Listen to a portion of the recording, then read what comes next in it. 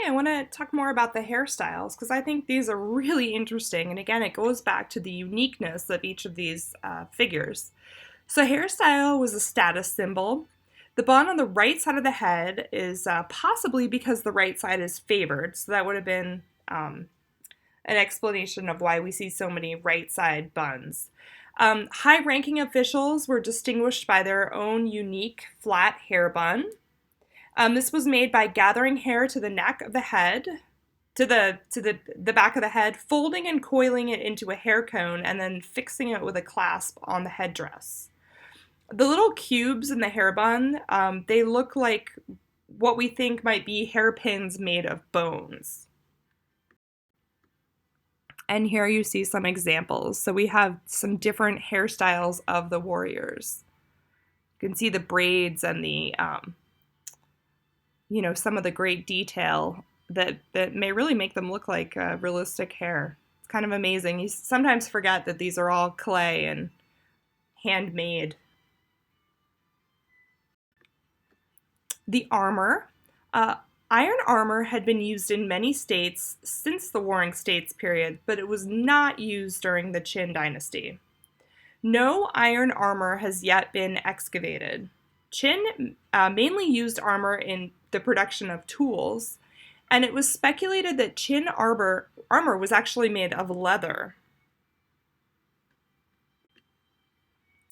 We took a tour when I was in China. We took a tour of a reproduction terracotta factory. And so this is a woman working on some reproduction figures. And I took some photos that will help you illustrate possibly how these terracotta figures were created. So the broken terracotta warriors have made repair difficult and challenging, but it's taught us a lot about how they're made. So there were 3 steps: molding clay into a rough figure, patching more clay and adding details, assembling the separately manufactured head, hands, and torso together to complete a full figure.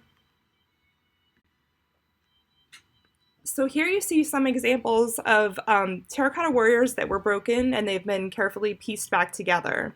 The heads kind of fit inside this hollow hole of the neck. So it's not always easy to tell which heads fit where, but the archaeologists are doing the best they can, and it's an active project all the time as they discover more things and uncover more pits. They're able to make changes to figures they've already assembled.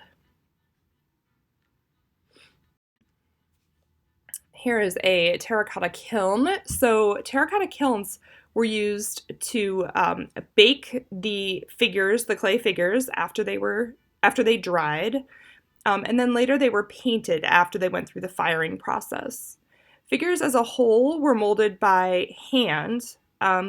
Kilns were near the pits because the clay seems to be local, and no kiln evidence. This was a kiln, this image here is a kiln from the reproduction factory I went to, but they haven't actually discovered any kiln evidence of the original terracotta warrior kilns yet.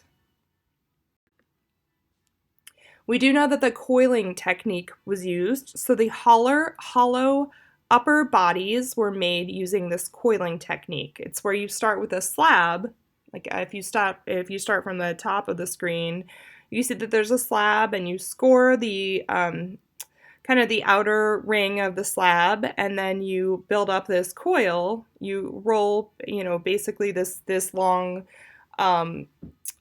cylinder, and then as you build up the layers, you kind of use your fingers to press them together.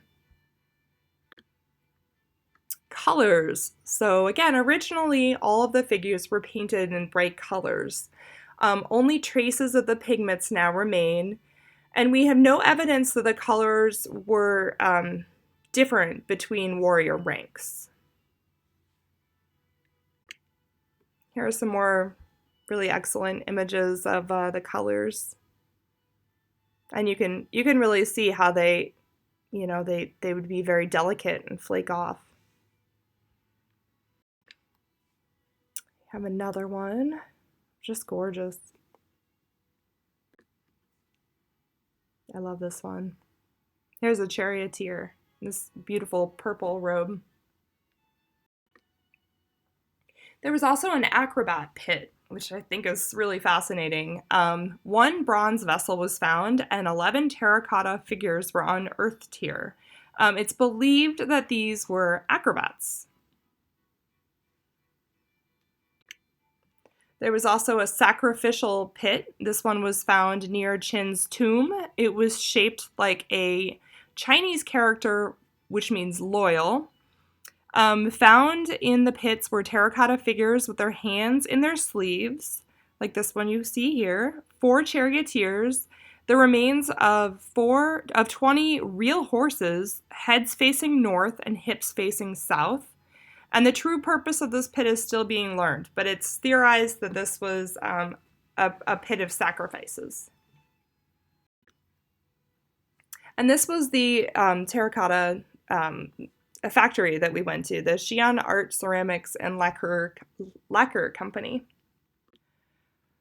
Here's an image of one of the molds that was used to buy those tiny terracotta warrior figures that you've probably seen.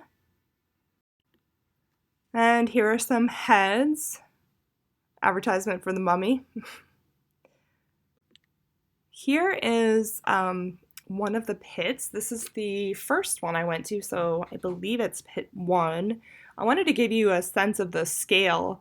You can see by the size of the people on the sides, like how massively huge this is. And you can also see that there are still terracotta warriors in the pit that are still in pieces. So it's certainly an active process and project for people working all the time to put the warriors back together again. There's another image. You can see the horses, and you can see just how they're all lined up. And again, even from far away, you can see that there are many unique variables to each one of them. So this is kind of how the active archaeology section is functioning. You've got these bins that are labeled with different pieces that they're finding, and I'm not sure what kind of special glue they're using to fit the pieces back together. I'm sure it's something very archival. And then they strap the figures together, as you can see. There's many lockers there. There weren't people working on the day I was visiting because it was a national holiday, but there is a lot of great pride for the Chinese people to be working with these great treasures.